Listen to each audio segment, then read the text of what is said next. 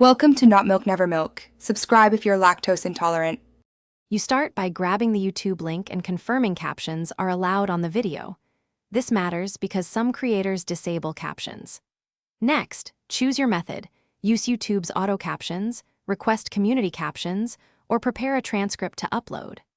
Once decided, install or open your subtitle tool if you plan to extract captions, or open YouTube Studio if you will add/upload a transcript. These first steps get you straight into the workflow and avoid backtracking later. If you're extracting, run the downloader on the video URL and save the SRT or VTT file. This preserves timing and speaker breaks.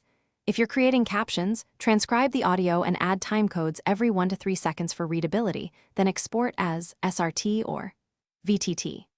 Alternatively, in YouTube Studio, choose Subtitles, add the target language, and either upload the timed file or paste a plain transcript for auto-sync. This step ensures accurate alignment between speech and text.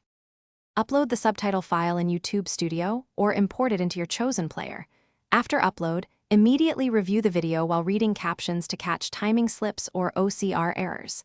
Make sure speaker labels and punctuation are clear and trim long lines for readability. Once done, save and publish captions.